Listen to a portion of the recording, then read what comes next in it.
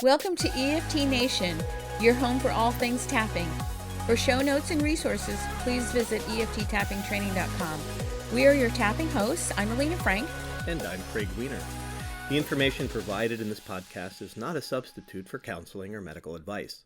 The information presented here is meant to inspire and educate listeners, but are not guarantees of any kind.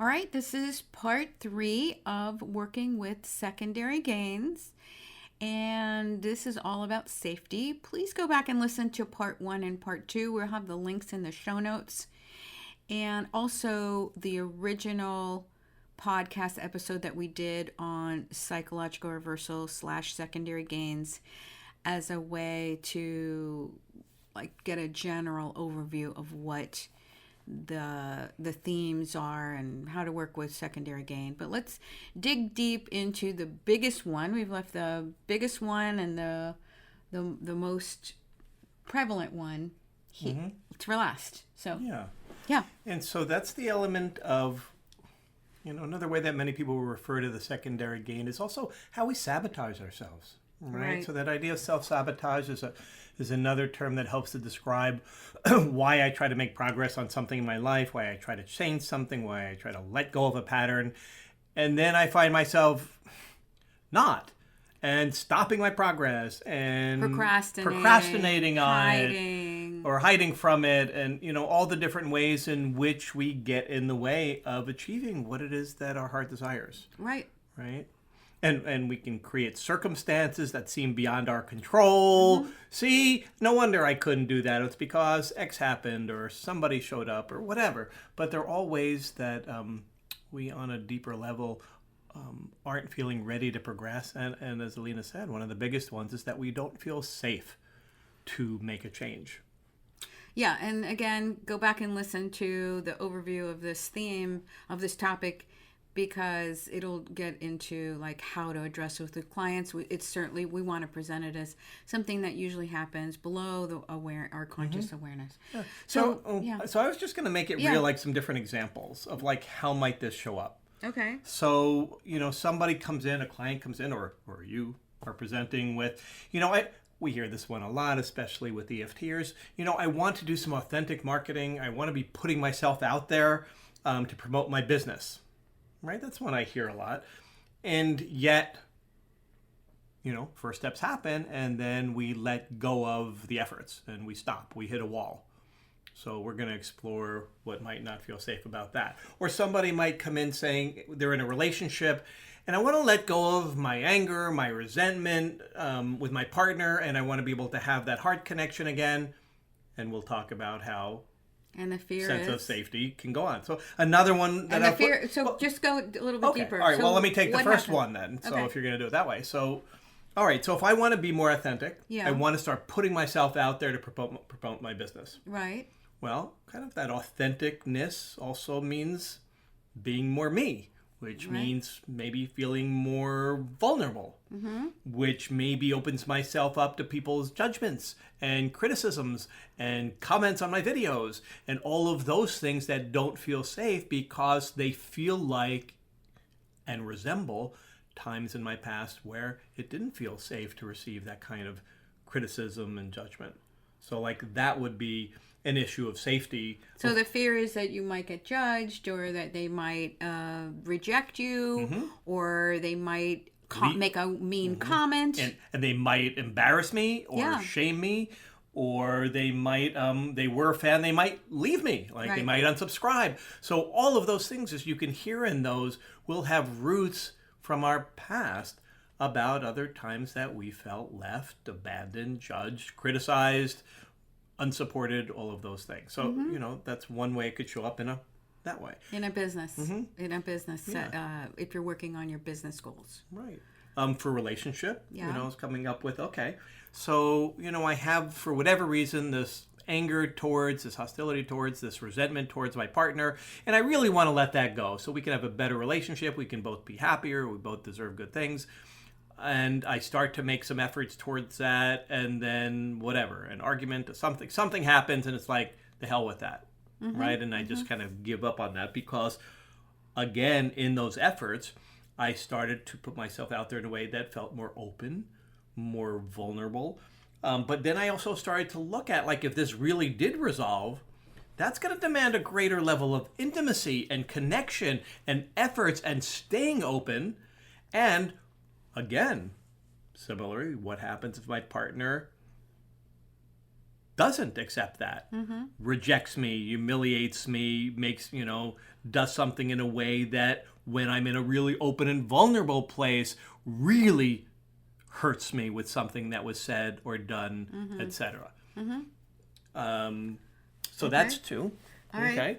The next one that I talked about was, let's say, losing weight. Right. Yeah, so losing weight, you can go back and listen to the first episode where we talked about one of the amazing origin stories of the ACE questionnaire and Felicity, but it's common that women will get to a certain weight and then experience a feeling of not being safe. And so that could have been because there's some sexual injury in the past. It could have been just some kind of rejection that's happened. So there's a feeling of and the weight that's on feels like it's more it's like padding against the world and the harm that can come to me, and so I'm making myself physically bigger in an unconscious way, or it feels scary or really threatening to lose weight beyond a certain amount, right? So that's another one, and I'll give some examples of like what happened for some of my clients in the real world around these. So a fear of losing disability benefits. If a client of mine was getting like amazing results on what was happening with them emotionally and physically as a result of working on when I worked with vets in the Veteran Stress Project. And that fear of getting that income, yes, how's that connected to safety? I'm afraid that if I suddenly get completely well and I am 100% better, then I'm going to lose my disability check and I will have to go back to work, and I do not want to. And safety related, how is that connected to safety? Yeah, I'm afraid I'll be on the street. I'm afraid I won't have the security that I need. Right. Yeah, good. Okay. Another one is the fear that I won't have the support that I need if I get healthy again. So right now I'm in a wheelchair. I'm in a lot of pain. I've got my husband doing my errands. I've got my kids doing more around the house. I have my parents who have never really cared about me. They're suddenly really interested in how I'm doing, coming over, supporting me. I've got a group that's praying for me. So I've got all of this support, and the fear is that I'm not going to be safe without all of those things supporting me. Life will go back to the way it was, which is scary. Yeah, because our interconnection right to others right is one of the things that promotes a felt sense of safety. Right. On a neurobiological level as well. That interconnection, that interpersonal relationship and support provides an important element for me feeling safe within my family, my world, my friends, my relationships. And when I'm without that feeling of support, then I feel alone. Yes. I feel vulnerable. Yes. Things are much more threatening and scary. And on a deep level, my survival is feeling threatened without that web of support.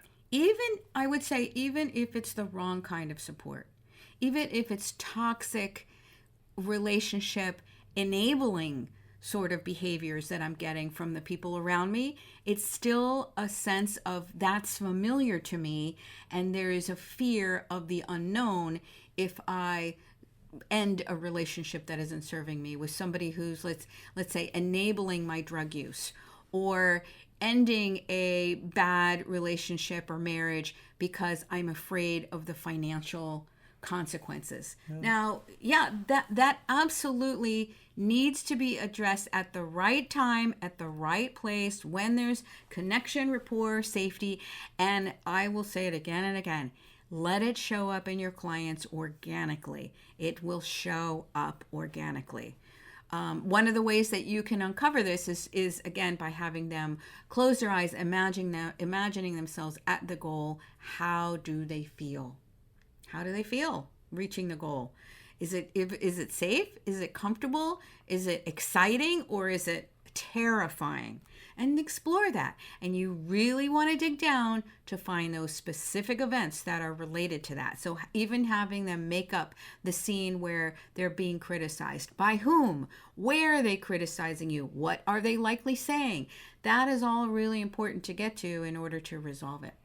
Yeah, what's really interesting is that so much of this kind of doesn't make sense, happens below the level of awareness. What I want to say is, when we look at all the work that's being done out there with trauma and the work of, The Body Keeps the Score and Stephen Porges' work and Bessel's work, etc., we start to look at this felt sense of safety, that felt sense, that emotional, physical, energetic sense of whether we're safe or not is perception. Like whether it feels like a threat or it feels safe, whether it's imagined, whether it's real, whether it's something that can really happen to me or it's like kind of a ghost from the past, all of these things, our nervous system is wired early on to detect safe or not safe. And it's not necessarily accurate to the circumstances of anybody else watching it. So you may have a feeling of a lack of safety, but like there's nobody else in the room to do any harm, right? So in other words, this learning, this adaptive learning, neural learning process is built from our past history. And then it plays out in our current history in ways that maybe resemble feelings of not feeling safe. And now my body starts to not feel safe. And now my thoughts are about not being safe. And my reactions start to react in different ways. So in situations in which I'm not feeling safe, I might get defensive. Mm-hmm. I might push back and get angry and get forceful. Mm-hmm. I might throw my hands up and give up. I might just shut down and stop talking. I might withdraw. I might procrastinate. Right. So, all these are different strategies that when we're feeling not safe, whether it's safe, lack of safety, when we're in a safe feeling place, this is what Stephen Porges would call a ventral vagal state, or your home state. It's a place that you feel connected to others. You feel open, you feel grounded, you feel calm, you feel resourced, creative, all of those things. And that's the practice of what we're doing all this work about, is to be in that ventral vagal, according to polyvagal theory, home grounded state as much of our lives as possible. But when we start to get stressed, triggered with different situations, etc., then we'll move into a mobilizing sympathetic state, right? So everybody knows that fight or flight state. Like, how am I going to kind of find safety here in this situation? And all kinds of reactive behaviors and defensive behaviors and running away behaviors happen there. Again, it's wired into us. And if we're not able to do that, then we move into that dorsal vagal shutdown, freeze, collapse state, right? And that no energy state. So, all of these are wired in places that when we start to watch our reactions to not feeling safe, it's all about feeling safe. Our ability to feel safe allows us to be able to connect with others, to resolve things, to be able to heal things, to be able to feel resourced enough to be uncomfortable in a situation and still hang in there through the hard part, through the difficult communication and all of that.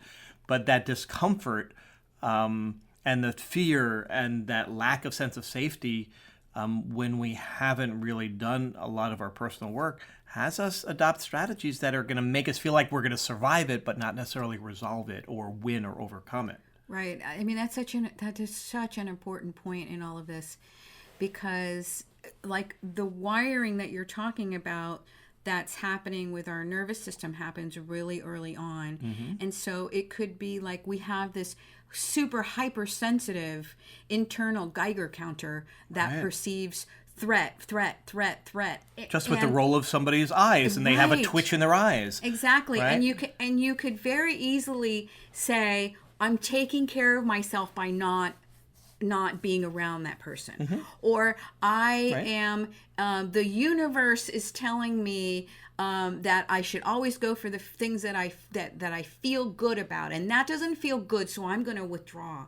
And that is a result. I think people really need to understand this. This is a result of that wiring that we can rewire with EFT. Sure. I mean, imagine if I had a parent that induced trauma in my childhood Yes. that had a particular tone of voice or Right. pace of voice or Right. way of speaking, Or okay, even- whatever it is. Right. Or accent, because Right, or what accent. just came to mind was Yeah. a few clients that Yeah. the same accent that their really horrible boss had was the same as a Yeah. grandmother or Right. a parent. And now what feels unsafe Yes. is anybody with that style of speaking. Yes. And so I will avoid, my nervous system will say, I don't like, however conscious I am, I don't like that person. That person doesn't feel safe. Right. So I will now avoid everybody that speaks or sounds like that, even Exactly. though that really is an imagined sense of threat. Because there Right. is no threat there in There is no everybody threat. that has that particular accent or way of speaking. Exactly. But it feels that way. Right. It's always challenging to me when I hear people say, well, I just have my gut feeling. And that's really interesting, because I really want to say that I believe we all have an innate guidance system within us. But my gut check often is informed by past trauma, which my gut check is anybody that speaks or sounds like that is not safe. Right. That's what my gut's telling me, but it isn't necessarily accurate. No, it Right. could be completely Yeah, leading it's you to a fascinating. life of limitation, of fear, of not seeing the gift in overcoming a challenge or striving for the next level outside of your comfort zone. But just one thing I want to make sure and say, though, that I think is really critical is, on one hand, we're using the idea of safety or a lack of safety for self-sabotage. And that has, I don't want to say a negative connotation, but like there's a whole conversation that we're having around feeling not safe and then avoiding Right. or doing. I can't stress enough how important it is and how critical it is to develop a sense of inner and outer safety for oneself in order to be able to heal. Right. So it's not that not feeling safe is a bad thing or a weak thing or any of those things. No. So I really want to stress, in my life, it's so much has been devoted to the importance of feeling safe and honoring what makes me feel safe, and then being willing to, when I'm ready, challenge those things that don't make me feel safe with an inquiry of like, do I still want that to limit me, or am I feeling resourced and ready enough to overcome that which I don't feel safe in, etc. Right. So, I just really want to honor the Absolutely. importance of safety and not just feel like we're bad-mouthing it in some way. No, and there certainly isn't the need for like full frontal, head on, go for the jugular kind of EFT, delivery at all. Please. In fact, we really pride ourselves in really mentoring, training, and certifying in a trauma-informed way. In a trauma-informed, polyvagally informed, Yes. safety-informed Yes. way, because if you don't feel safe in your healing journey, it ain't going to happen. Right. So as practitioners, Yep. boy, if as a practitioner, I'm not feeling safe and I'm not offering cues of safety, Right. they're not often going to be experienced. It could be experienced as threatening or dangerous in some way. Exactly. And so the person isn't going to be able to easily feel emotions, easily feel what's Yeah. happening in their body, be willing to, open to remembering things consciously or unconsciously, because that lack of feeling of safety in any Yeah. interpersonal relationship is going to not help you progress. Yeah, and very few people are that consciously aware or confrontational or want to really lay it out for you when they say something like, oh, I suddenly just don't have the money, or I'm missing appointments, or I don't want to rebook with you and work with you ever again. So those kinds of things are like the subtle like hidden clues that you might be too fast, too soon, pushing this agenda of like, let's go, let's not really allow the client to feel safe, and with this understanding of like things like polyvagal and compassionate listening. Yeah, okay, agreed. Sounds good. All right. All right. Thanks for joining us. We love, we're getting some great feedback from our listeners about this series and others. So again, please keep sharing the podcast. Please let us know ideas or questions that you'd have for future podcasts. A lot of our ideas come from you. So thanks for tuning in. Thanks for joining us today at EFT Nation. And remember that you can find show notes and previous episodes at EFTtappingtraining.com.